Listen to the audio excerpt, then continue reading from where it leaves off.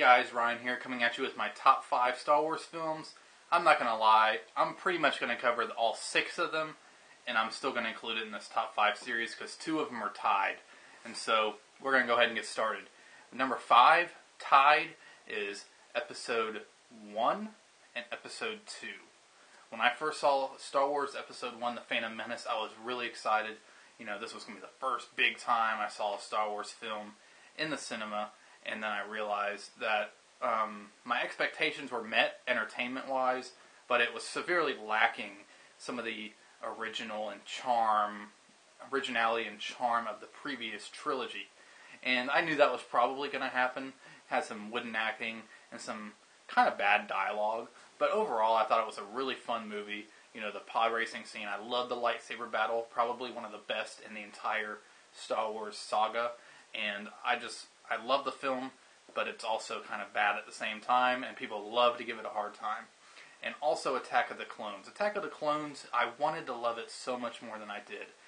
Mainly, I love the whole assassination investigation that Obi-Wan does. It's very cool. If they would have filmed that whole trilogy with the whole new prequel trilogy with practical effects, they could have made that investigation storyline. Like, if they would have made that cover a lot of the movie and filmed it in the style of, like, Blade Runner, but even more in the future, it would have been brilliant. And, you know, with some great dialogue and stuff, but that part of the movie was good. I didn't really care for the romance subplot. I don't have a problem with romance, but with the corny dialogue, it didn't go well with me. There was none of that charm and that funny one-liners that, you know, Leia and Han had in the original series. But overall, it was still an enjoyable experience, and so that is why Episode 1 and 2 are at the 5 spot tied, because they both have bad and good things about them. Number 4 is Star Wars Episode 3, and that one is Revenge of the Sith. And I really liked this movie a lot going into it. I prefer the second half, but the first half is still pretty good. It definitely made some improvements. I like some of the scenes in it, some of the battle stuff. But the last half of the movie is really what makes the movie for me. I didn't mention it before, but Hayden Christensen, sorry, I have a problem pronouncing his name sometimes. I don't really care for him as an actor. I don't really care for him as Anakin Skywalker. In my personal opinion, he may have slightly been miscast. Recently, doing conversation with different people and different Star Wars fans, they were able to shed some light on certain things. And yes, I do agree that Hayden Christensen, especially in the last half of the third film, he did really have a good angry, acting skill to him. Not the best, but he was pretty convincing with the angry side of him. But everything else I didn't really like. You might disagree with me, but I just think he could have been played by somebody else. And maybe that also has to do with the dialogue. George Lucas wrote a lot of the dialogue, and he's not really well known for writing great dialogue. So maybe that's partially to blame. But the second half of the movie is great. Also, if you haven't seen Star Wars Episode 3, I'm about to give away a spoiler. Another thing I would have loved, instead of having Padme die from a broken heart, I kind of thought that was cheesy. Just a little bit. I mean, I think they could have done a little bit better. Maybe complications of childbirth, the stress from the childbirth, but not like outright say it was from a broken heart. I don't know. Maybe that's just me. I know it's fantasy and sci-fi, and I'm not supposed to, think heavily into certain things. But I think that was one thing that did bother me. Even though I walked out of the movie really happy with the film, I was like, broken heart. That's kind of, I don't know. But that's just me.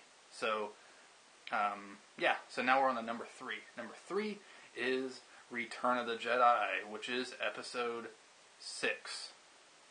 4, 5, 6. Sometimes I get the numbers and stuff screwed up sometimes, but is Episode 6. This one was my least favorite of the original trilogy, but I loved it still so much, and I really didn't have any I didn't think of any flaws with the movie when I was a kid. It was just the weaker of the 3, just in my opinion. Not that it was a badly made film. I thought it was a great film. I just prefer the other 2 better. So, let's go ahead on the number 2 spot. The number 2 is Star Wars A New Hope. I still call it Star Wars because that's the original theatrical release title. And yes, it is Episode 4, A New Hope. Brilliant film, purely an entertainment, box office, popcorn hit. You know, it's just your typical, you know, it's such a fun movie. And it doesn't really take itself completely seriously. And I think that's why it was a winner. And that's why when the movie came out, the special effects were great. Yeah, some of the dialogue was slight. You could still look at it and say some of the dialogue is kind of cheesy. Remember when Leia randomly had a British accent for that brief period of time in the movie? Come on, I mean, it's just, you know, it's funny stuff like that. But George Lucas, he has a great imagination, and he just maybe isn't the best at writing dialogue, which is why the second two of the original trilogy are the best in regards to dialogue, because he didn't write it. But the first movie is really fun. It was my favorite for a long time when I was a kid, and it's just a lot of fun. I mean, I don't really want to get into the plots and stuff of this, because chances are if you're watching this video, you've already seen the movies and you're tired of hearing the same old plot line all over again. So I'll just, you know, I'm giving my reaction. Number 1, Empire Strikes Back. This takes that same popcorn, fun, entertainment flick and adds a whole new level. The new screenwriters, they really add some human emotion to the film. You know, the twist at the end, you know, Darth Vader, Luke Skywalker, the movie is such a downer in some ways, but not in a depressing way, and it's just such a brilliant film. Perfect mix of sci-fi, entertainment, action, and human drama, and human turmoil too, because there's some really dramatic stuff in there. And I just think it's the perfect sci-fi Star Wars film, and I really hope that J.J. Abrams, you know, I have so much faith in him to recreate the whole, you know, Star Wars franchise, just because started out, because, you know, me being a big Trekkie as well, I'm really excited, and I love his Star Trek films, but I really hope he takes some, like, pointers from the original trilogy, especially Empire Strikes Back, to get the fun and the human emotion from the characters and all that kind of stuff out of it.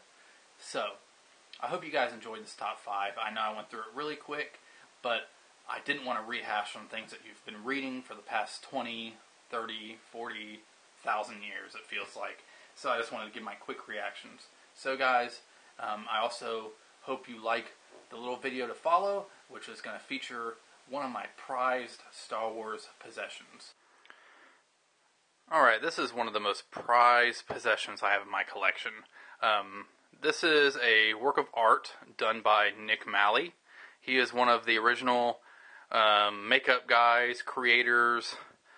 He was on the creative team for the character of Yoda, and he did a whole bunch of other stuff regarding the original Star Wars trilogy. He has a place down in St. Martin's, down in the Bahamas, I think.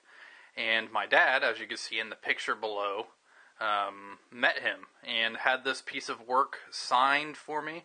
Took a picture with Nick Malley. There they are right there. You could kind of see my reflection in the glass. But it's an amazing, amazing picture. And, of course, for Ryan on it right there. And he did this one in 2007. And my dad had this, got the picture and sent it away to get it like a museum-style frame. Like it's in a very, very good frame. And it's just amazing. And when you turn it around, my dad actually had the bag that the picture came in, the bag of the, you know, the little shop that the guy ran. He had it put into this plastic right here, and it's going to be forever connected to this piece of art. And this is one of the most prized things in my collection. As you could tell, I mean, I love collecting movie posters and stuff like that. I have movie posters all over the house, and this is definitely my most prized thing that I have. And so, if this doesn't tell you I'm a Star Wars fan, I don't know what will. Alright guys, I hope you enjoyed that. That's definitely one of my most prized things in my possessions. And I hope you enjoyed this video. Be sure to comment, be sure to like this video, and subscribe, and go to my Facebook page. The link is below. And if you want to see more of my videos, and if you want to catch up, you will be able to have a choice to in 1 second. And I guess, guys, I'm going to leave you with this. There's 3 ways of doing things: the right way, the wrong way, and the Chattaway. See ya.